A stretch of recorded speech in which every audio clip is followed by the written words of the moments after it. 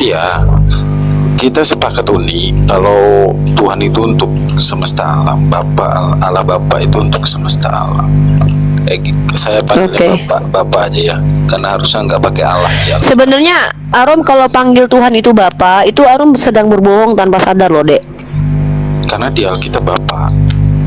Ya nggak, maksudnya secara esensi Arom, kalau ditanya nih jujur nih, ucapan yang diucapkan tidak sesuai esensi itu bisa dikatakan bohong nggak sih? Kayak gini nih, gula dikatain garam itu bohong nggak?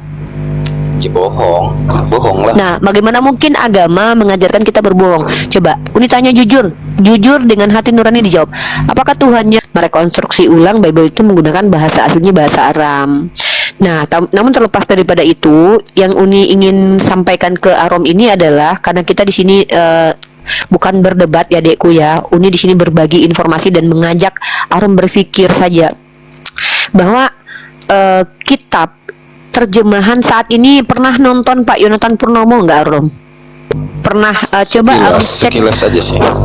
Nah, bayangkan ya Arom, di saat di tahun 2025 ini di mana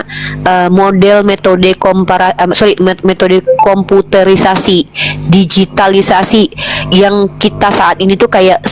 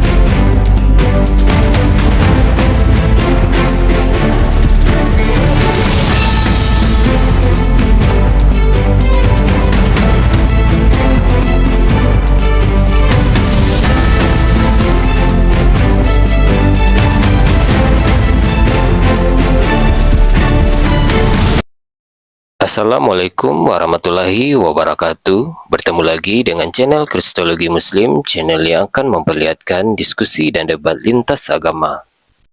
Pada kesempatan hari ini, semoga kita semua dalam keadaan sehat walafiat, selalu diberikan kesehatan, dan segala macam urusan dilapangkan, dipermudahkan, dan dilancarkan seperti apa yang diharapkan, dan juga diberikan segala kecukupan ekonomi, rezeki yang berlimpah yang tidak pernah habisnya dari Allah Subhanahu wa Ta'ala.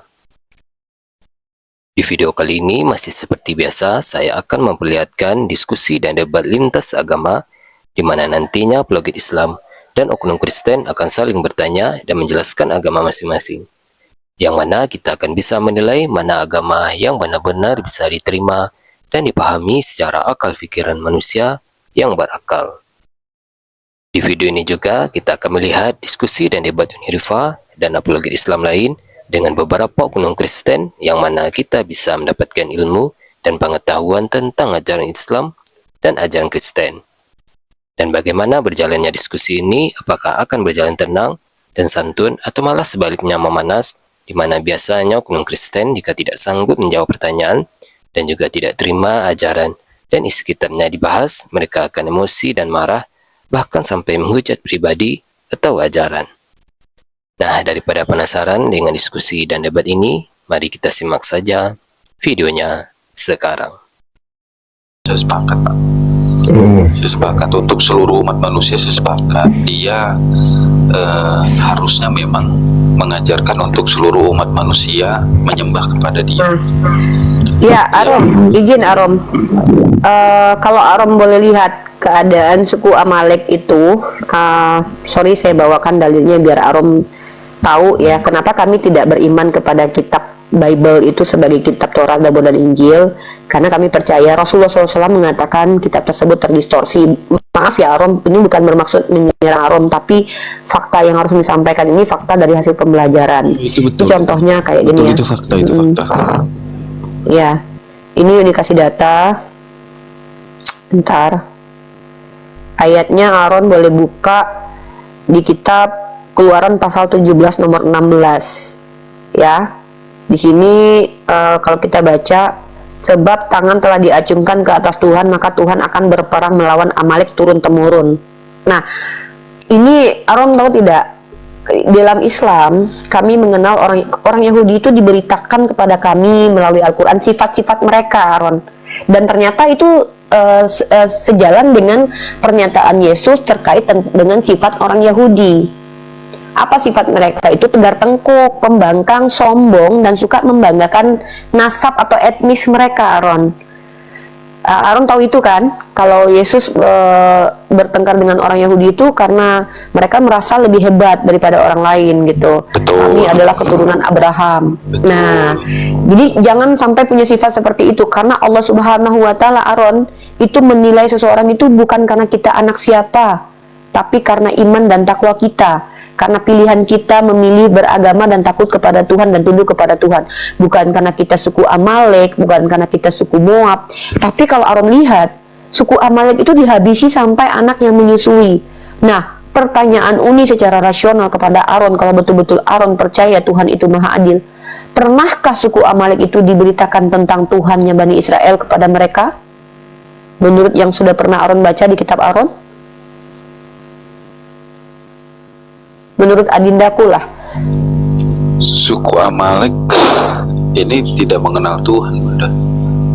nah, mereka tidak mengenal Tuhan. Tapi pernahkah Tuhan memberikan kepada mereka pengetahuan tentang Tuhan melalui utusan Rasul atau Nabi kepada suku Amalek? Harusnya pernah ya. Tidak ada satupun dalil, Adinda. Tidak ada satupun dalil di dalam kitab perjanjian lama bahwa suku Amalek itu pernah diperingatkan untuk menyembah kepada Tuhannya Bani Israel. Tiba-tiba mereka tidak diperkenalkan Tuhannya Bani Israel, dan mereka wajar tidak menyembah kepada Tuhannya Bani Israel, tapi mereka diperangi turun-temurun oleh Tuhannya Bani Israel. Seolah-olah orang yang menuliskan kitab ini ingin menunjukkan superioritasnya sebagai etnis yang adalah pilihan Tuhan, sehingga etnis lain yang mengganggu mereka itu berhak dihabisi satu persatu. Coba lihat bagaimana kesudahan hidup mereka. Mereka dihabisi oleh Hitler, 6 juta jiwa mereka dihabisi. Berkali-kali mereka sampai detik ini melakukan tindakan kejahatan. Artinya apa, Arom? Artinya adalah mereka yang membanggakan nasabnya, itu kenapa mereka ini adalah orang-orang yang kalau dikatakan di dalam Islam itu sama seperti yang mengaku-ngaku keturunan Nabi, itu tempatnya di neraka jahanam, itu dosa yang sangat besar. Itu kenapa di Islam itu salah satu hukum nasab itu adalah hukum yang sangat-sangat luar biasa, harus dijaga. Ya, kenapa harus ada pernikahan? Kenapa perempuan tidak boleh poliandri? Karena nasab itu sangat-sangat dijaga. Nah, lanjut. Kalau kita bahas apakah Tuhan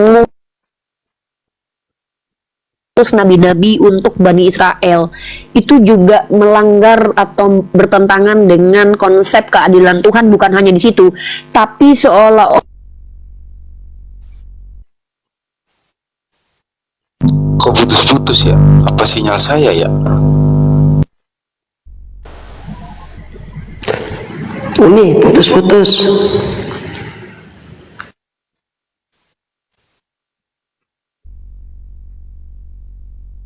Uni Hilang semua. Kolek dia. Dihilang sama Israel itu jaringannya Uni itu. Karena sebut Israel itu tadi.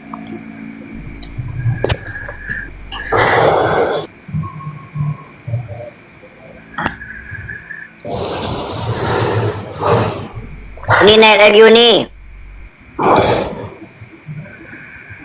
Habis paketnya. Lagi pakai wifi dia. Masa Uni habis paketnya, beli madu aja sampai mandi madu kok. Diputus sama Israel itu Kenapa diputus sama Israel, Bang Laskar? ya kan Israel yang berkuasa di dunia ini. Oh gitu ya? Berarti kita Kristen nggak berkuasa maksudnya? Berarti kita Kristen nggak berkuasa maksudnya? Israel aja yang boleh berkuasa?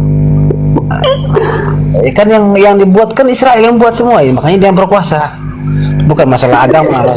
Kan yang berkuasa kan bukan kita masalah agama. Harusnya kita Kristen yang berkuasa Bang Laskar besok-besok, jangan mereka. Tapi apa kenyataannya memang Kristen yang berkuasa? Ya jangan sampai, berarti kita diingat banget bodoh gitu loh. Sorry, signal aku jelek banget, kadang hilang di sini. Iya, putus-putus. Pengaruh Iya, silakan. Sebut Israel, maka Israel kasih jaringan itu. Iya, Israel itu memang hebat, Dek. Sampai saking hebatnya dia bisa membunuh Tuhanmu loh, Dek. Oh, itu sudah di. Saya akui itu. Ya saya akui itu, saking pinternya orang Israel. Jangankan menerima Tuhan, mau jadi Tuhan loh, menerima jadi Mesias saja mereka nggak mau loh.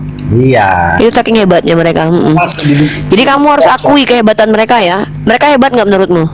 Iya, hebat. Dengan mereka tidak menyembah, oke. Berarti kamu akui ya mereka hebat karena tidak mau menyembah Tuhanmu. Udah, terima kasih. Aram, lanjut Aram. Ini nggak mau buang-buang waktu Aram untuk menghadapi teman-teman Aram yang ini. Lanjut aja pertanyaannya, Dek. Iya, kita sepakat Uni kalau Tuhan itu untuk semesta alam, Allah Bapa itu untuk semesta alam. Saya panggil Bapak aja ya, karena harusnya nggak pakai Allah ya. Sebenarnya Aram kalau panggil Tuhan itu Bapa, itu Aram sedang berbohong tanpa sadar loh, Dek. Karena di Alkitab Bapak. Ya enggak, maksudnya secara esensi Arom, kalau unitanya nih jujur nih, ucapan yang diucapkan tidak sesuai esensi itu bisa dikatakan bohong nggak sih? Kayak gini nih, gula dikatain garam itu bohong nggak? Ya bohong lah. Nah, bagaimana mungkin agama mengajarkan kita berbohong? Coba unitanya jujur dengan hati nurani dijawab. Apakah Tuhannya Arom itu bapak-bapak? Iya, bapak kan bukan bapak kayak manusia gini. Bapak. Nah, diksi kenapa dekku diksi bapak itu sebenarnya tidak tepat kepada Tuhan karena ini ambigu dan bias. Karena kata bapak ini merujuk kepada gender. Kecuali memang dalam linguistiknya ada tataran bahasanya seperti dalam Islam. Contoh, kami itu namanya ada yang namanya muannas dan muzakkar. Ya, kayak ada kalau disebut rumah itu bulan muannas, bukan berarti bulannya perempuan, tapi konstruk bahasanya yang ada feminim dan maskulin. Tapi kalau istilah term bapak ini bukan masalah jenis bahasanya, bukan jenis bahasanya yang maskulin dan feminim, tapi memang penggunaannya untuk maskulin.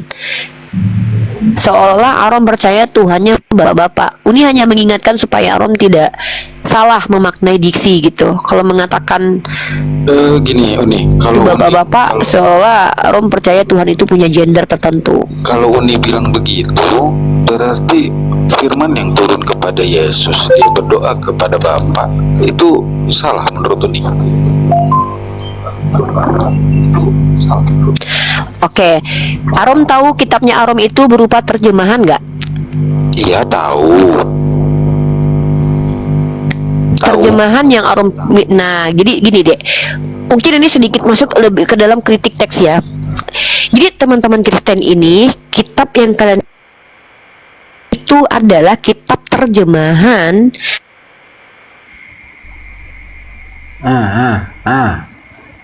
Hilang sudah. Hilang Uni, suaranya Uni hilang.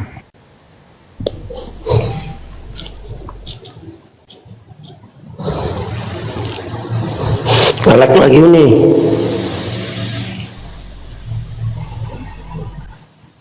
Uni ngelek. Makanya Uni karena nggak jujur sudah Uni. Jaringan ini.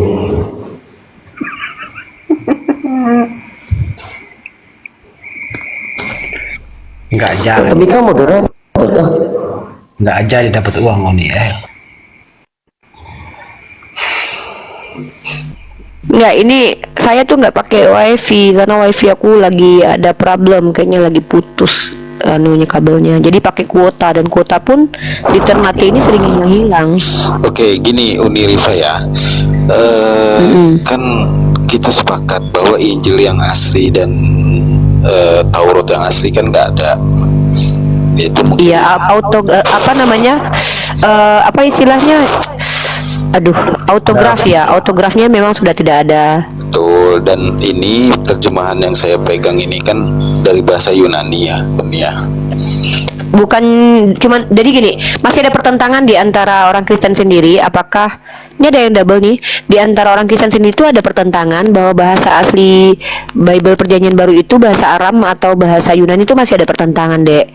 Makanya ada Peshitta, ada yang namanya Peshitta, juga ada namanya Perjanjian Baru. Kenapa? Karena memang secara tradisi Yeshua itu kan berbahasa Aramaik. Makanya ada upaya dari Kristen-Kristen lain untuk merekonstruksi ulang Bible itu menggunakan bahasa aslinya bahasa Aram. Nah, namun terlepas daripada itu, yang Uni ingin sampaikan ke Arom ini adalah karena kita di sini bukan berdebat ya, Dekku ya. Uni di sini berbagi informasi dan mengajak Arom berpikir saja bahwa kitab terjemahan saat ini, pernah nonton Pak Yonatan Purnomo nggak, Rom? Pernah coba cek. Sekilas aja sih. Nah, bayangkan ya, Rom, di saat di tahun 2025 ini, di mana model metode metode komputerisasi, digitalisasi yang kita saat ini tuh kayak nggak mungkin, gampang banget ada terjadi kesalahan gitu. Masih ada sekitar 6.000 kesalahan terjemahan dari Bible menurut Pak Yonatan Purnomo sebagai seorang doktor bahasa Yunani. Nah, ini kita bicara di tahun 2026, dan bayangkan Aaron, bahkan Pak Yonatan Purnomo sendiri menyatakan antara Bible yang versi cetak dengan Bible yang online itu pun berbeda-beda, Dek. Bayangkan ya, kita kembali ke 2000 tahun yang lalu perjalanan Bible ini. Sedangkan yang sekarang ini sudah zaman komputerisasi, digitalisasi, kita bisa keep satu format itu, bisa kita tahu mana salah satu huruf aja tuh nggak bisa mungkin salah, karena saking canggihnya sekarang masih terjadi kesalahan dalam terjemahannya kitab Aron.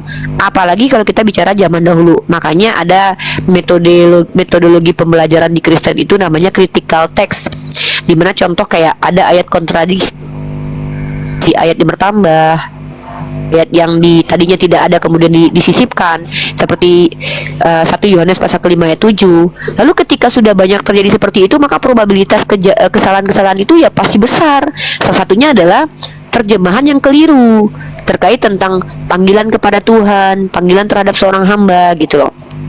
Nah, jadi wajarlah kiranya teman-teman Kristen itu ada diksi-diksi yang teman-teman tuh nggak bisa jelaskan. Teman-teman nggak bisa jelaskan kepada kami apa yang dimaksud dengan menggenapi. Teman-teman nggak akan pernah bisa menjelaskan kepada kami apa yang dimaksud dengan mengurapi. Teman-teman juga tidak akan bisa menjelaskan kepada kami apa yang dimaksud dengan sunat rohani. Kenapa? Karena term ini term yang tidak lazim disebutkan oleh orang-orang Yahudi. Term yang baru dimunculkan oleh para teolog-teolog termasuk Paulus, seperti sunat rohani. Yang ada itu sunat itu ya khitan fisik, kulub itu dibuang, tapi kemudian Paulus membuat sebuah diksi baru yaitu sunat rohani. Kemudian bahasa-bahasa dalam Tritunggal sekarang ini yang kita tidak temukan di kamus manapun, kebagaimanaan ilahi, bukan keberapaan, tapi kebagaimanaan. Ini sebenarnya cara untuk melarikan diri dari pertanyaan kami umat Islam. Nah, jadi Aaron, poin saya adalah panggilan diksi Aaron lanjutkan Tuhan itu sebagai Bapa itu hak Aaron, tidak masalah. Silakan, Dekku. Tapi Uni hanya mengajak untuk tidak berbohong dalam keyakinan. Mengatakan Tuhan itu laki-laki, kalau tidak ada dalilnya maka itu bohong. Mengatakan Tuhan itu perempuan, kalau tidak ada dalilnya itu bohong.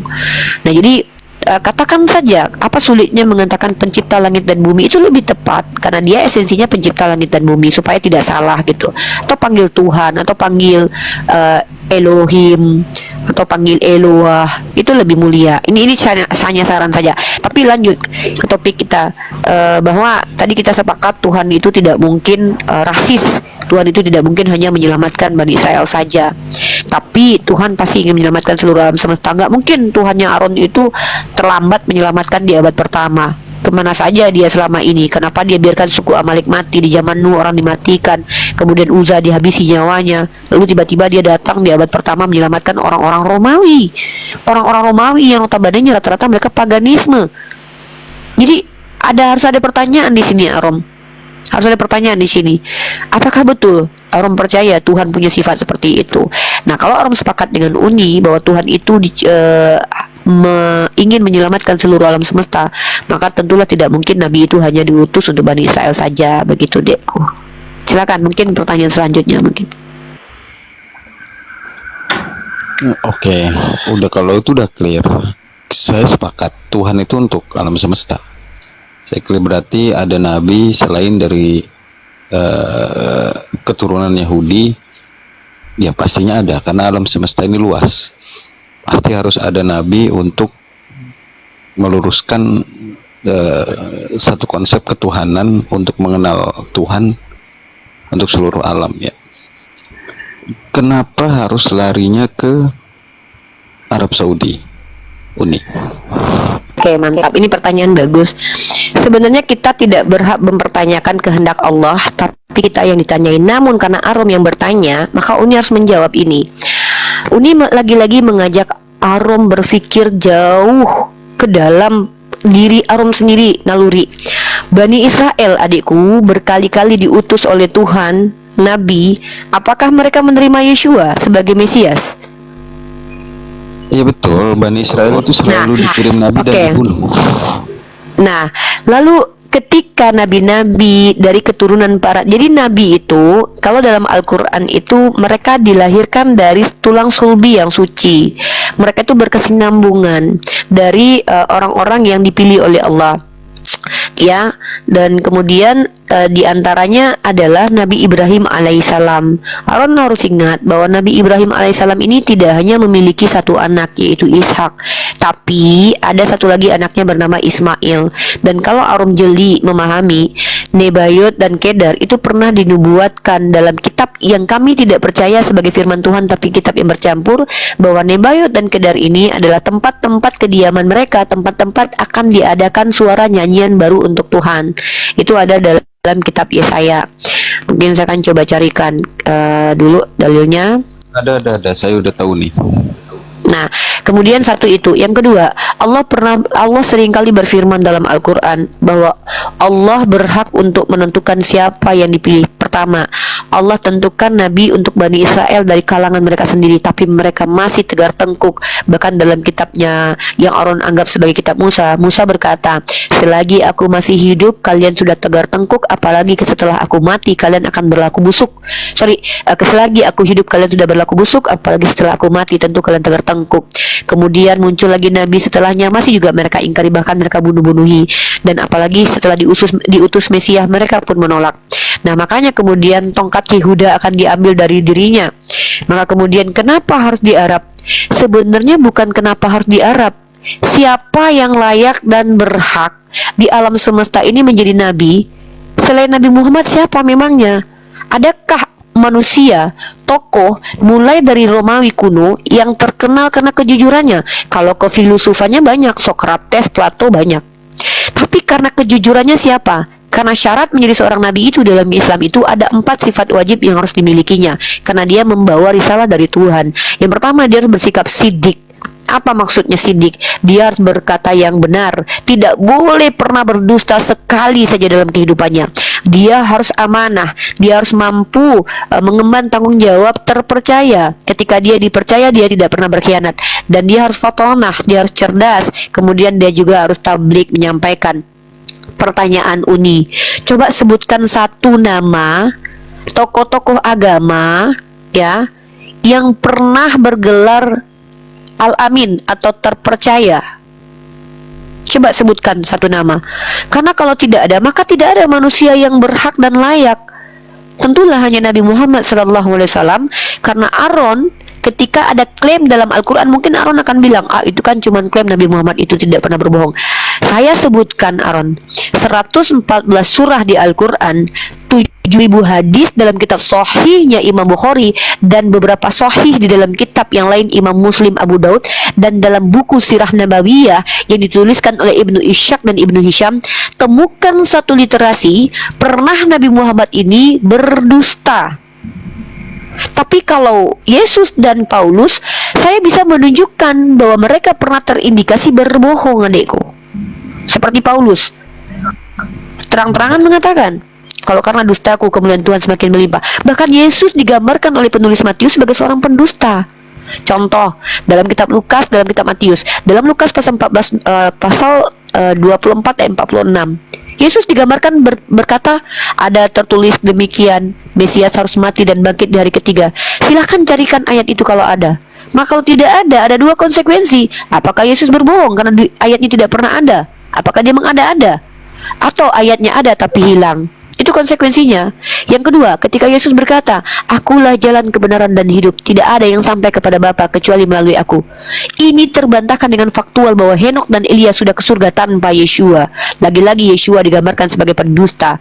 Saya percaya bukan Yeshua yang berdusta, tapi penulis kitab inilah yang mengada-ada atas nama Yesus. Sama seperti pernyataan Yesus lagi, "Hari ini juga kau bersamaku di Firdaus." Tapi umat Kristen percaya pada hari itu dia mati ke alam maut. Maka di sini menunjukkan bahwa penulis kitabnya Aaron itu justru menggambarkan Yeshua sebagai seorang pendusta. Sementara Nabi Muhammad SAW, bagaimana mungkin tidak ada satupun dalil yang bisa membuktikan beliau berdusta, sementara cerita tentang beliau itu muncul dari orang-orang yang hidup sejaman dengan beliau. Inilah bukti bahwa Nabi Muhammad layak sebagai seorang nabi dan rasul. Wallahu a'lam bishawab. Oh, tapi Uni ada boleh berdosa dalam 3 hal itu kan ajaran Nabi Muhammad. Nanti dulu berdusta Bukan itu. cuma ajaran Nabi Muhammad. Saya yang Bentar. jelasin Uni Bentar. itu. Kalau saya udah baca soalnya. Oke. Kau Laskar. Berdusta dalam 3 hal itu maksudnya, itu saya udah dapat penjelasan juga. Kalau misalkan istrimu masak nggak enak, masa kau bilang nggak enak, kan nyinggung itu namanya. Itu bohong juga. Kau harus bohong kan buat nyenengin dia. Itu bohong untuk menjaga perasaan orang lain agar bahagia. Gitu maksudnya Laskar. Nggak mungkin orang yang kita sayangi itu harus Uni, kita sakiti. Iya. ya ini mantap ini. Arom ini memang belajar. Bentar. Arom jangan debat sama Laskar dulu. Uni mau ke Laskar. Uni pengen Laskar ini normal. Kita di sini normal. Arom luar biasa. Semoga Allah berikan hidayah kepada Arom. Laskar, saya tanya, apakah Tuhan kamu tidak pernah mengizinkan orang berbohong? Betul. Karena pendusta berasal dari si Kamu telah berbohong di hadapan saya. Terbukti kamu tidak pernah baca kitabmu. Kamu tahu Yakub itu menipu Ishak. Kamu tahu Rahab itu berdusta kepada orang Jericho ketika mengatakan orang Bani Israel itu telah pergi, sementara orang Israel diselamatkan naik di sotoh rumahnya. Kamu tahu Rahab diselamatkan kenapa? Karena menyelamatkan orang Israel dengan cara berdusta. Dan kamu tahu Yakub itu berdusta kepada bapaknya mengambil hak kesulungan Esau, dan itu dirahmati Tuhan betulan. Lalu kamu bilang tidak boleh berdusta dalam agama kamu. Paulus berkata apa? Roma pasal 3 ayat 7. Kalau karena dustaku kemuliaan Tuhan semakin melimpah, kenapa aku harus dihakimi sebagai orang berdosa? Kamu berbohong, dekku. Baca kitabmu yang benar. Kamu tahu istilah dalam Yahudi namanya dusta putih. Dusta putih itu dusta untuk menyelamatkan diri sendiri. Yahudi mengimani ajaran seperti itu. Lalu kamu siapa? Kamu muncul kemudian mengatakan Tuhan Bani Israel tidak pernah mengizinkan berdusta, sementara menyelamatkan Rahab karena berbohong. Ya adikku ya, jadi Laskar sebelum banyak bicara belajar dulu. Seperti Aaron, lebih baik banyak bertanya adikku daripada menyampaikan sesuatu yang akan berbalik untuk menampar kamu ya. Saran Uni, baca kitabmu dulu. Statement kan apa-apa yang standar agamamu itu tidak tercacat dia. Kalau betul-betul kitabmu tidak pernah Tuhanmu mengizinkan orang berbohong, baru kita akui nih, wah hebatnya agama Kristen nih. Masalahnya adalah saya sudah mempelajari kitab Anda. Rahab diselamatkan karena menyelamatkan orang-orang Israel dengan cara berdusta kepada orang Jericho. Yakub diberkati Tuhan karena dia berdusta. Yakub itu nama dasarnya bahkan menurut Ibu Rita Wahyu adalah penipu. Kenapa? Karena memang dia menipu untuk mendapatkan hak kesulungan. Tapi faktanya dia betul-betul dirahmati Tuhan, bukan? Justru dalam kitabmu adikku, Yakub sebagai penipu diberkati oleh Tuhan. Lucu sekali, bukan? Masa Tuhan nggak tahu kalau ini adalah tipuan? Berkat yang dicuri dari Esau, tapi Tuhan lanjutkan pemberian berkat itu. Artinya Tuhan sendiri memberkati sebuah tipuan. Lalu kamu bilang Tuhan kamu tidak mengizinkan dusta. Nah, oke, lanjut ke Arom ya. Belajar baca dulu Laskar ya. Nanti saya bilang Muhammad tidak pernah berdusta. Tapi kan diajarkan boleh berdusta kan sudah. Nabi Muhammad tidak pernah Nggak berdusta. paham dia. Tapi Nabi Nggak paham Muhammad dia, Bunda. mengizinkan umatnya. Ya memang dia agak di ini, tapi nggak apa-apa Arom. Udah Arom, Laskar diam dulu. Saya sama Arom dulu ya. Gini, Arom Bunda, yang ya. penting si Aromnya paham. Lanjut dek. Gini Bunda, kalau menurut Uni Rifa, Yesus itu sebenarnya pembohong atau bukan yang asli, karena kalau utusan Bapa atau Allah ya atau Tuhan itu nggak mungkin memberikan firman untuk berbohong. Tapi gini, Betul, sepakat. Uni Rifa, saya compare dengan ayat di Islam di mana Qul huwallahu ahad. bahwa Tuhan itu esa, Tuhan itu tidak ada duanya, dan Yesus pun mengajarkan itu, Munirfa. Berarti Yesus betul. ini benar dong, harusnya bukan Benar. bukan yang dimaksud fiktif gitu loh, Munirfa. Betul. Firmannya Oke, Uni benar dong paham berarti. maksudnya Arom gini. Arom tahu tidak? Uni harus ulangi sekali lagi. Kami mengimani kitab Aron ini adalah kitab yang bercampur. Bercampur itu banyak orang memberikan perspektifnya tentang Yeshua dalam kitab Aron. Yeshua menurut Lukas, Yeshua menurut Matius, Yeshua menurut Paulus, menurut Petrus, menurut Timotius. Jadi kitab Aron ini bercampur, Dek. Makanya banyak kontradiksinya di dalam karena menurut pandangan mereka masing-masing. Dan Aron tahu tidak, di dalam buku yang ditulis oleh Rahmadani, seorang Katolik, bukunya berjudul Injil Apokrifa. Di situ terbuka sejarah bahwa dulu setiap gereja itu punya surat-suratnya masing-masing, Dek. Makanya Marcion contohnya, orang yang pertama mengkanon Bible di abad kedua, dia tidak menerima kitab apapun kecuali kitab Lukas dan surat-surat Paulus. Kemudian barulah Athanasius mengkanonkan kitab Perjanjian Baru seperti yang kalian pegang. Artinya kitab kalian itu dikanon oleh orang yang punya waktu itu dianggap berhak pada waktu itu, walaupun kita bingung kenapa mereka bisa dikatakan layak dan berhak menentukan mana firman Tuhan mana bukan.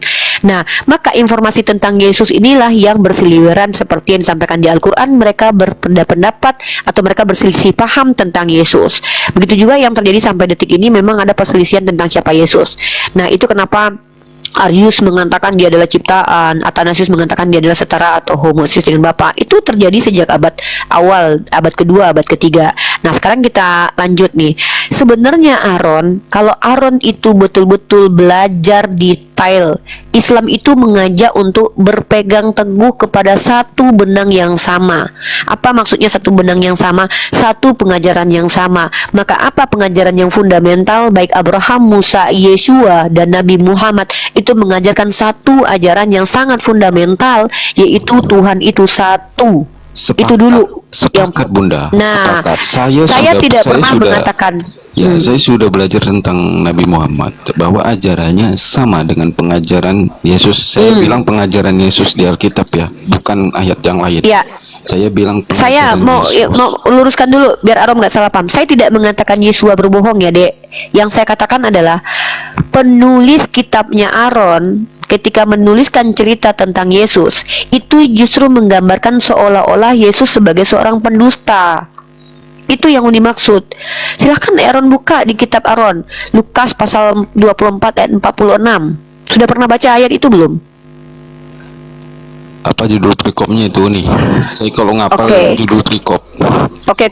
Kalau Uni bukakan Lukas, bentar ya, Uni tunjukin aja ayatnya ya, biar enak kita diskusinya. 46.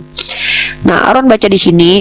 Di sini perikopnya adalah tentang Yesus menampakkan diri kepada semua murid. Ini Yesus berbicara tentang akan ada penggenapan di dalam kitab suci terdahulu yang nubuatannya sudah dituliskan. Kami juga percaya kok nabi-nabi itu dinubuatkan sebelum mereka dilahirkan, ya. Dan nubuatan tersebut itu disampaikan oleh para nabi, termasuk kedatangan Al-Masih Ad-Dajjal. Nabi dan Rasul itu sudah sampaikan semuanya. Artinya para nabi dan Rasul itu sudah memperingatkan sebelum Nabi Muhammad lahir bahwa nanti akan ada nabi setelah aku, nanti akan ada Dajjal orang penipu. Itu sudah disampaikan. Begitu juga Yesus.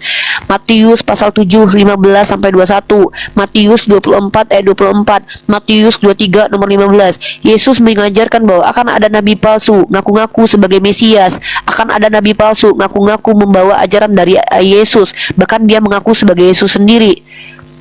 Sudah ada peringatan-peringatan seperti itu yang disampaikan oleh Yesus.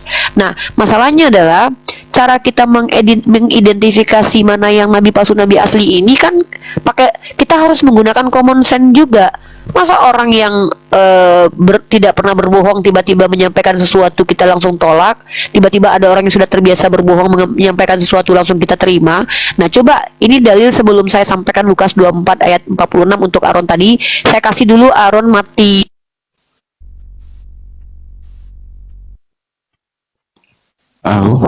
Hilang lagi Ya, sinyalnya.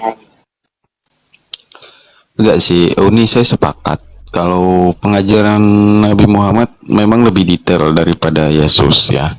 Iya. Karena Jadi maksud Uni itu gini, Aaron. Jadi justru kami umat Islam ketika kita melihat apa yang dinarasikan oleh penulis Bible tentang Yeshua, kami mengiman Yeshua itu sebagai nabi. Jadi tidak mungkin yang namanya nabi itu dinarasikan berbohong, menipu. Nah, itu justru kami melihat seperti itu nggak mungkin lah. Jadi Yeshua ini kan seorang nabi, masa dia dinarasikan seperti itu? Yang dimaksud Uni Rifa kan penulisnya yang berbohong, terjemahannya yang salah. Itu Betul. jangan kita simpulkan dulu, kita identifikasi dulu Aaron. Uni paling tidak mau menyimpulkan, karena kalau Uni yang menyimpulkan itu nanti Uni yang menyatakan. Uni pengen Aaron yang mengklarifikasi atau mengkonfirmasi gitu loh, bukan Uni. Nah, ini salah satu contoh ciri-ciri seorang itu bisa dikatakan nabi atau tidak. Yeshua pun sudah jelaskan sebenarnya dalam kitab Matius pasal 7 nomor 18 secara rinci sebenarnya, kalau Aaron betul-betul mempelajari perkataan Yesus.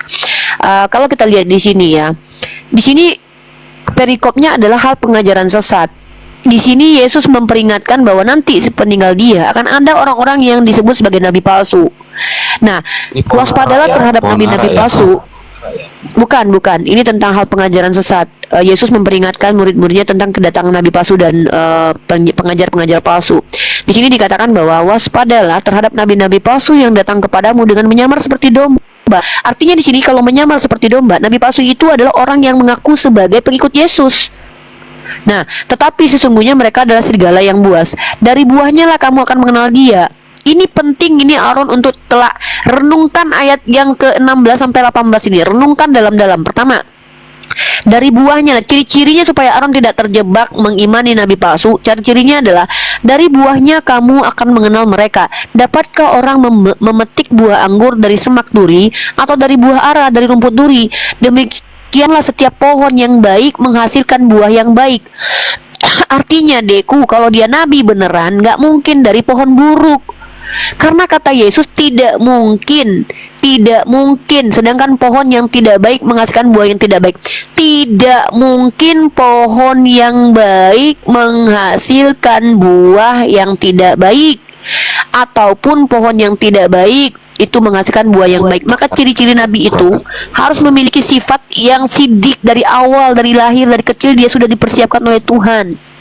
Nah, saya tidak mau menuduh siapa nabi palsu di antara kita, karena itu bukan tema kita. Saya tidak mau Arom nanti, kita udah bicara bahwa Paulus tidak diterima oleh Arom, jadi saya tidak perlu penegasan lagi tentang Paulus.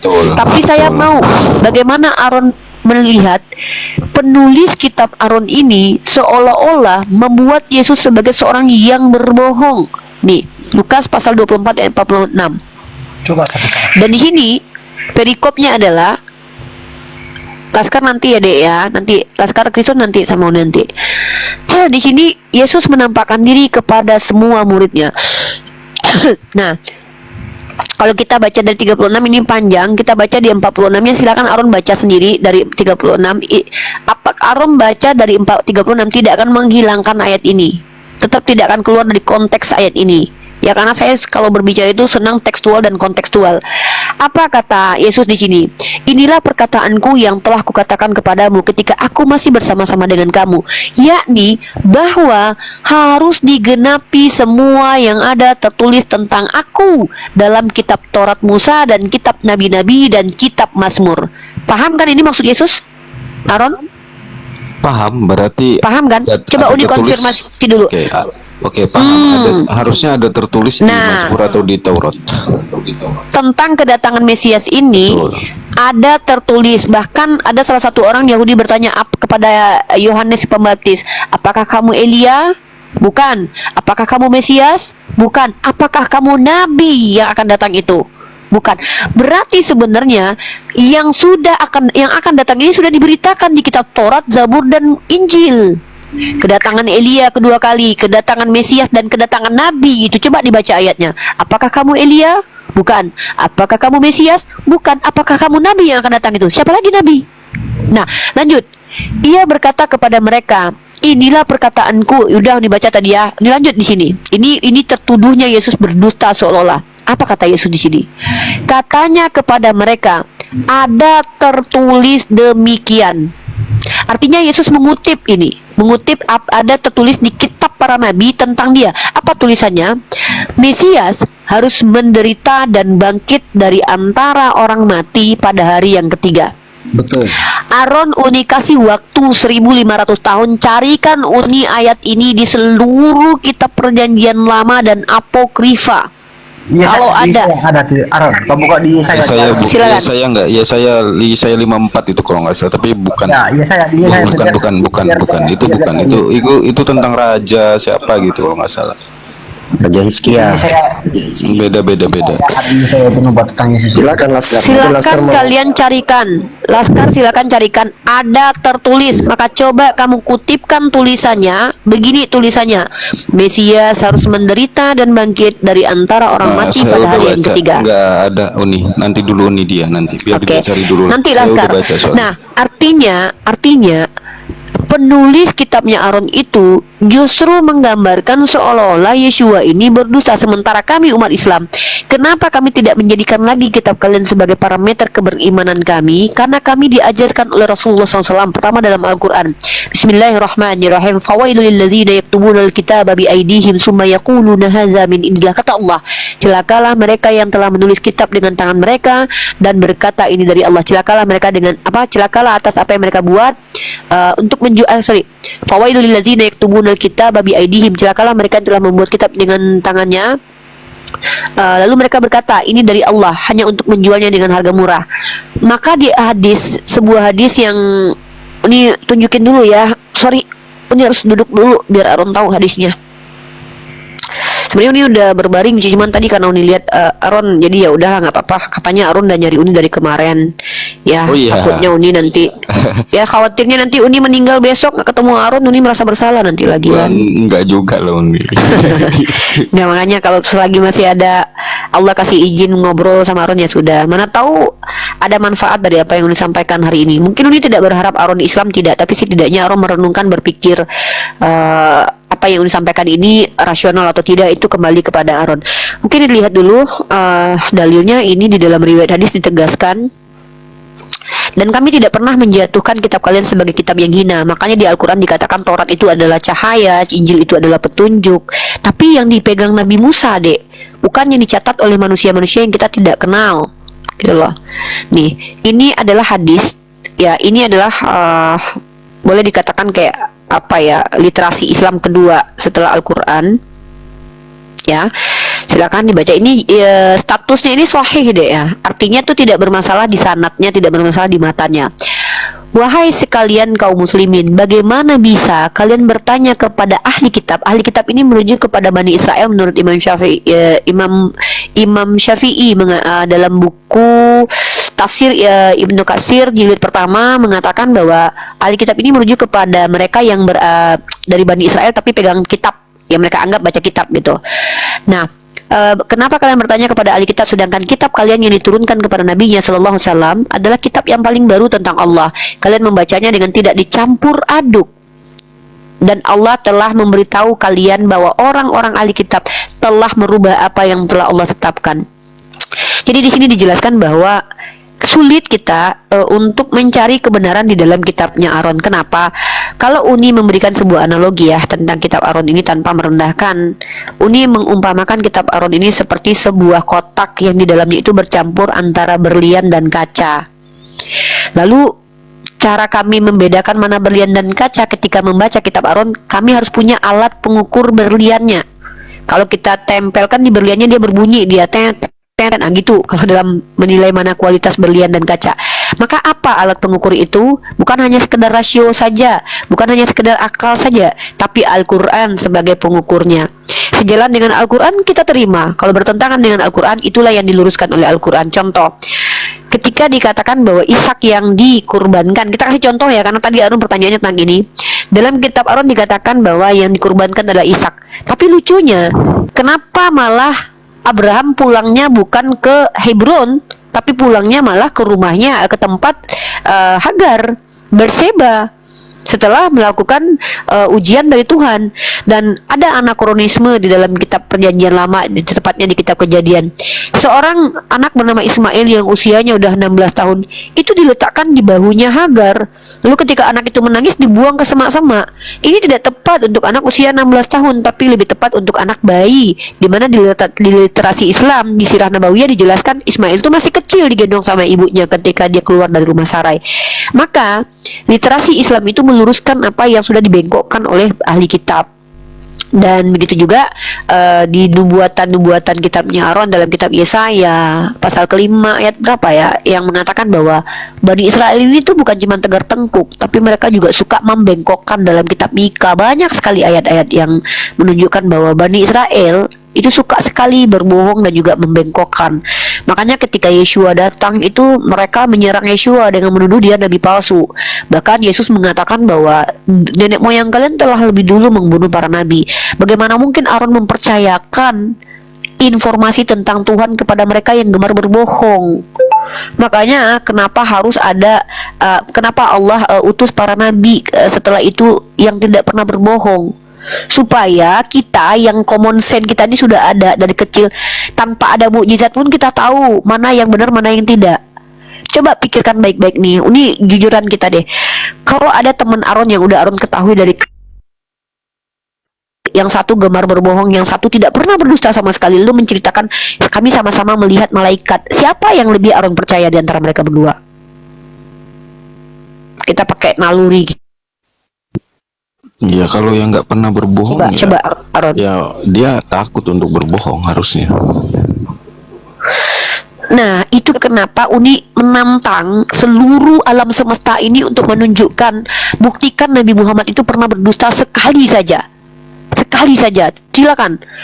Kenapa? Klaimnya Al-Quran dan klaimnya hadis, Nabi Muhammad itu bergelar Al-Amin, Nabi Muhammad itu bergelar As-Siddiq, Nabi Muhammad itu bersifat fatonah, amanah. Maka ketika ketika Allah membuat sebuah klaim dan tidak ada yang mampu membantah itu, apa alasan untuk menolak ini gitu loh. Jadi Uni tidak, lagi-lagi Uni tidak mau Islamisasi. Uni tidak sedang mempromosikan Islam, karena Islam itu agama yang dipilih oleh orang-orang yang afala yataqilun. Apakah kalian tidak berakal, kata Allah. Uni hanya ingin Aaron berpikir jauh bahwa apakah bisa bersandar kepada kitab yang katanya dari Tuhan tapi ternyata bercampur dengan pandangan manusia. Ada himne Plato di dalamnya, ada pandangan Epimenides di dalamnya. Ada cerita tentang pendapat dari para filosof. Kemudian ada dongeng di dalamnya. Terang-terangan dikatakan, bagaimana Aaron mau mengambil informasi dari sana, dipilah-pilah kah? Apa metode yang digunakan gitu loh. Maka itu kenapa Allah utus nabi terakhir, adekku. Gini Uni. Kenapa Allah utus nabi terakhir untuk meluruskan gitu? Silakan. Gini. Mesias itu kan juru selamat ya Uni ya. Apakah kalau sudah dihadirkan oleh Tuhan juru selamat harus ada lagi nabi terakhir, Uni? Maksudnya pertanyaan bagus. Gini nih, maaf ya sebelumnya. Gini. Saya tahu pengajaran Nabi Muhammad, saya udah pelajari juga. Bahkan beberapa hadis saya udah sempat baca juga. Saya pelajarin juga apa itu pekerjaan Rasulullah Muhammad ya di Islam. Apa itu pekerjaannya, apa yang diajarkan para sahabatnya. Saya juga udah pelajari itu juga, Uni. Cuman gini, yang masih saya belum bisa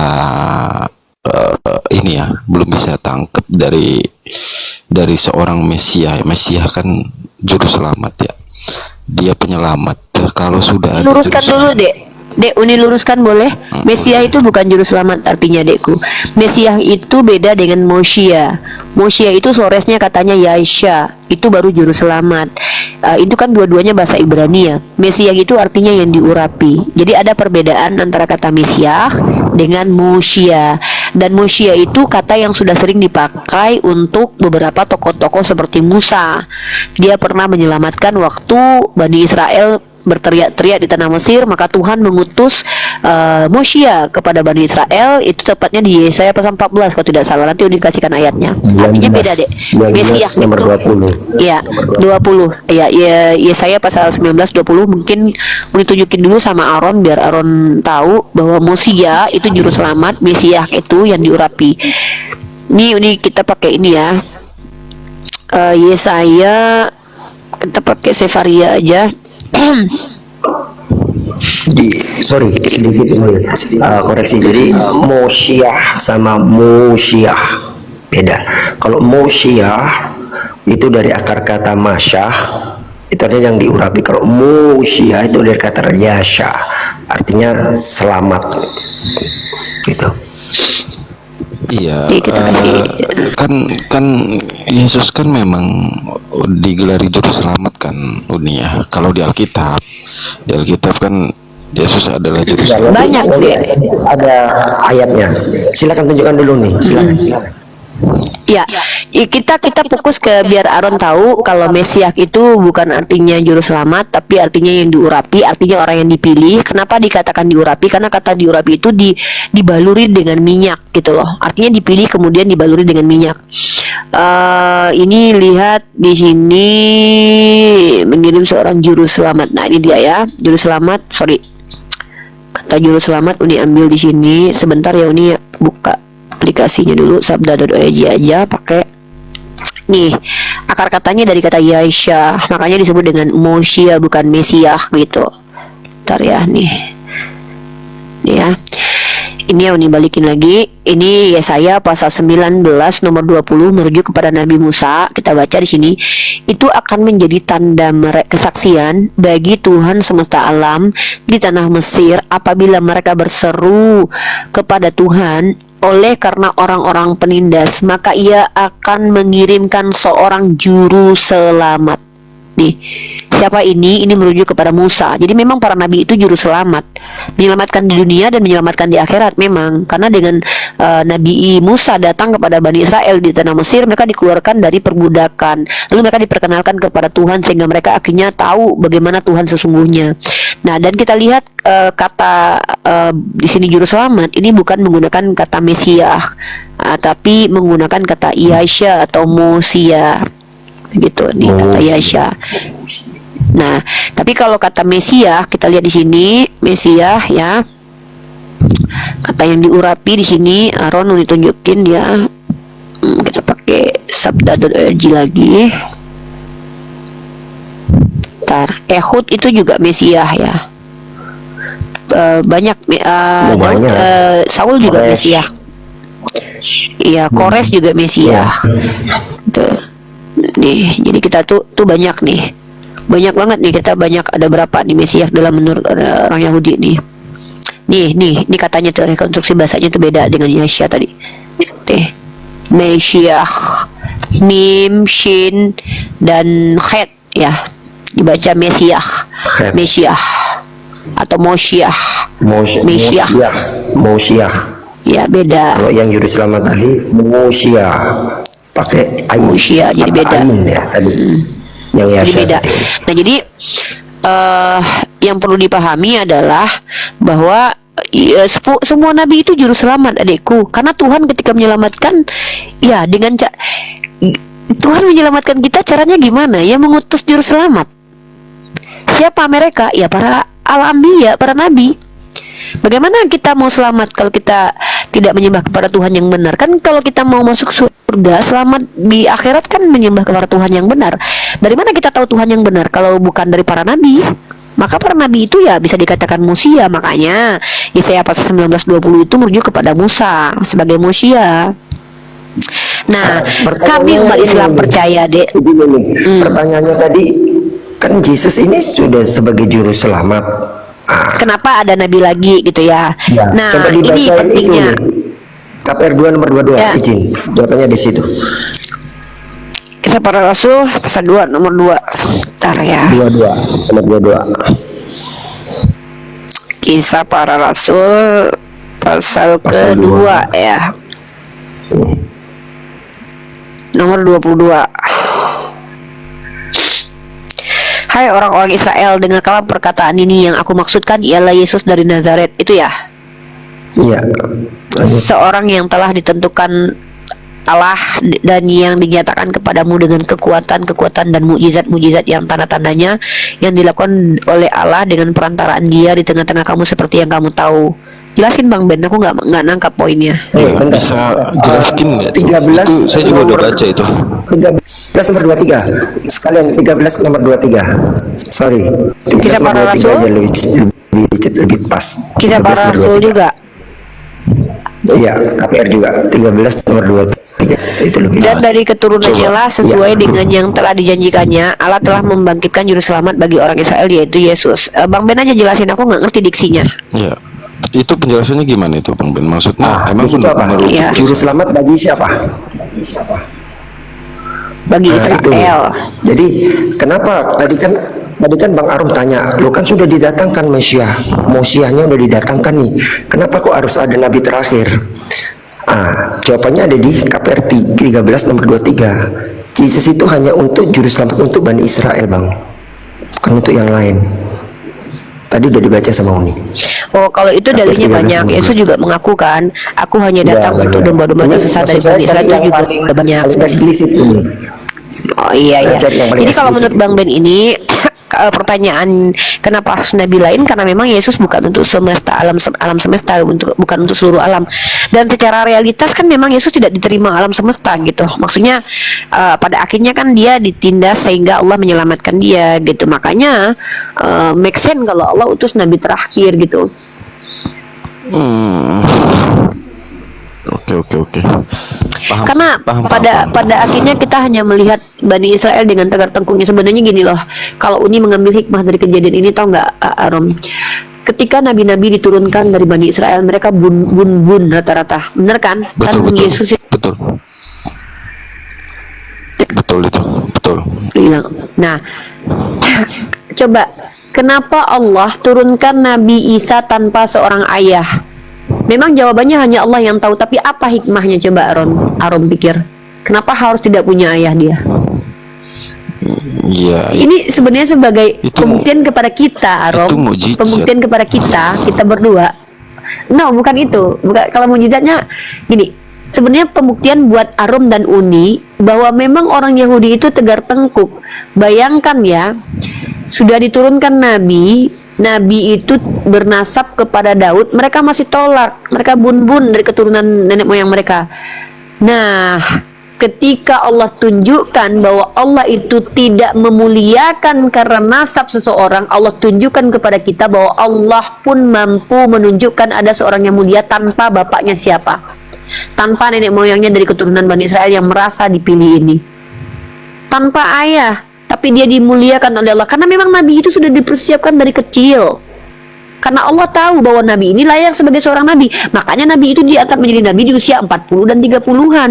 Nggak ada, dia diutus itu sekitar umur 33 atau 40. Kenapa? Dia hidup dulu sebagai manusia biasa. Dia buktikan kepada kita yang mendengarkan cerita tentang dia, tahu bahwa dia layak menjadi Nabi seperti Ibrahim, Nabi Ayub, Nabi Nuh.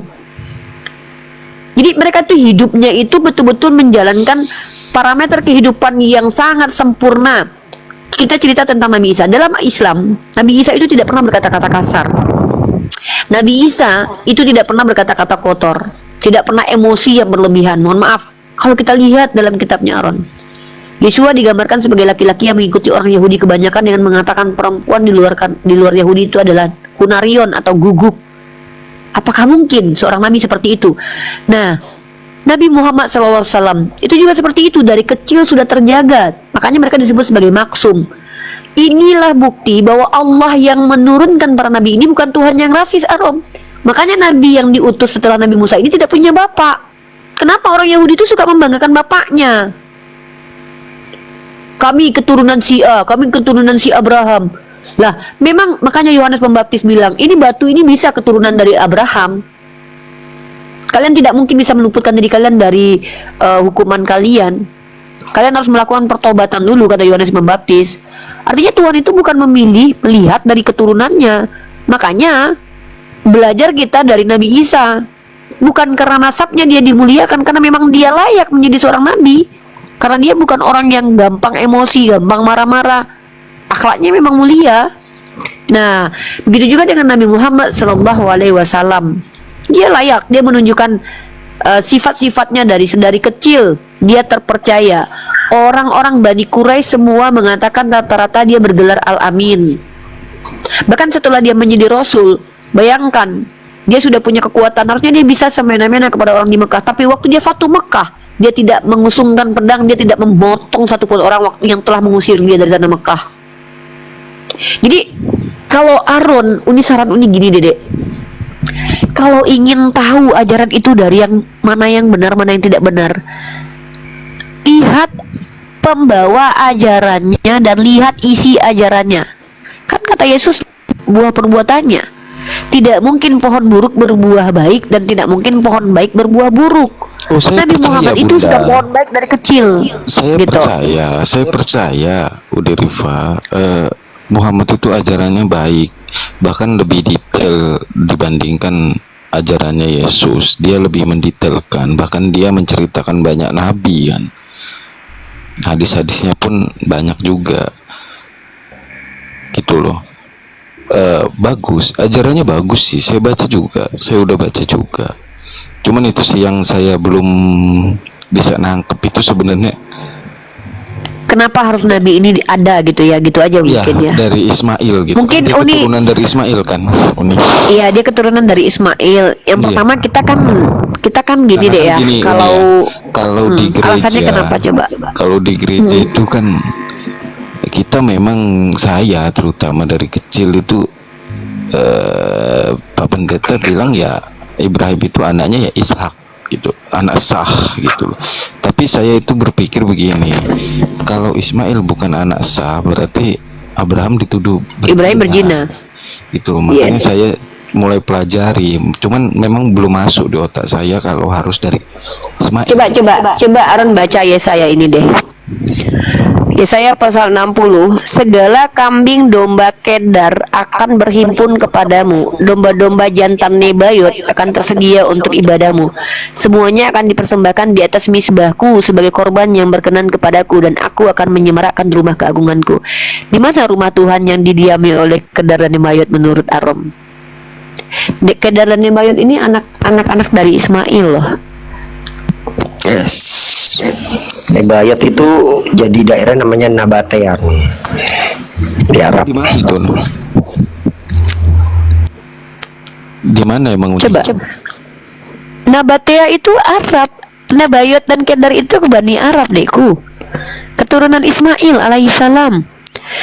Kedar ini anaknya dari Ismail, Nebayot itu anak dari Ismail. Jadi baca di sini, segala kambing domba Kedar akan berhimpun kepadamu, domba-domba jantan Nebayot akan bersedia untuk ibadahmu. Dan kamu tahu nggak, ibadah haji itu mengorbankan, itu kurban haji itu tuh seluruh orang datang ke Arab itu untuk apa? Beribadah, Dek. Menyemarakkan rumah keagunganku, menyemarakkan Ka'bah Baitullah. Itu sudah, bahkan di sini dikatakan, siapakah mereka ini yang melayang-layang seperti awan dan seperti burung merpati ke pintu kandangnya? Sungguh akulah yang dinanti-nantikan pulau-pulau yang jauh. Kapal-kapal Tarsis belayar di depan untuk membawa anak-anakmu laki-laki dari jauh. Di mana tempat yang sekarang dikunjungi oleh orang di seluruh pulau di dunia ini, tempat berkumpulnya orang di Baitullah? Ada di Yerusalem terjadi hal seperti itu. Sungguh akulah yang dinanti-nantikan pulau-pulau yang jauh. Kapal-kapal Tarsis berlayar di depan untuk membawa anak-anakmu laki-laki dari jauh. Perak dan emasnya dibawa serta. Dan kamu tahu nggak? Dulu Monse Musa, raja terkaya di Afrika, datang ke Mekah itu membawa emas dan dia bagi-bagikan emas di Mekah. Itu sejarah Monse Musa. Ini ya, kapal-kapal Tarsis berlayar di depan untuk membawa anak-anakmu laki-laki dari jauh. Perak dan emasnya dibawa serta untuk nama Tuhan Allahmu. Di mana itu kejadiannya? Itu kan dulu. Atau gini deh Uni, ada nggak?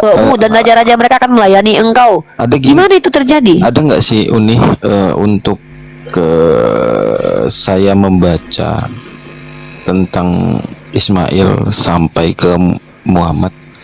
Ini kalau pengajaran Muhammad saya udah baca. Ada namanya Sirah Nabawiyah. Sirah Nabawiyah.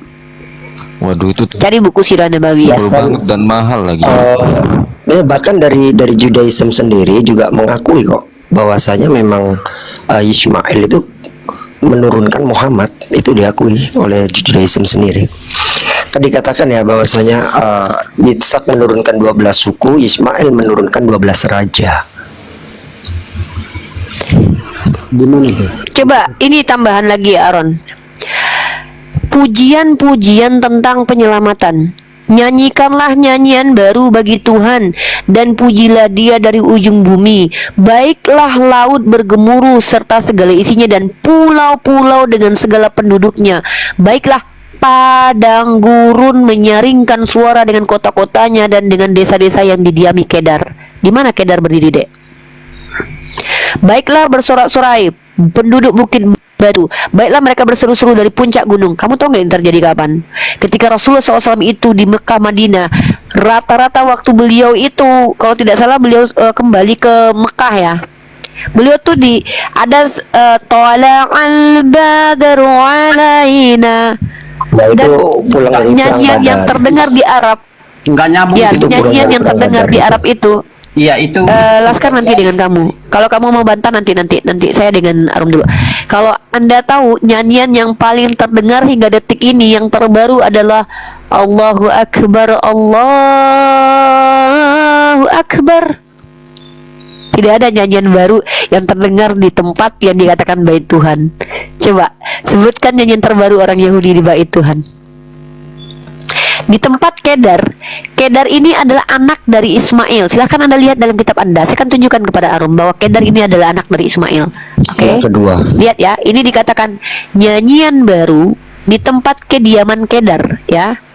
Baiklah bersorak-sorai penduduk bukit batu. Baiklah mereka berseru-seru dari puncak gunung-gunung. Ya, dikatakan di sini apa? Baiklah padang gurun yang kalian bilang kadrun, menyaringkan suara dengan kota-kota dengan desa-desa yang didiami Kedar. Siapa Kedar? Cari di kitab kalian. Kedar itu adalah anak Ismail alaihi salam. Nih. Inilah nama anak Ismail, disebutkan menurut urutan lahirnya, Nebayot dan Kedar.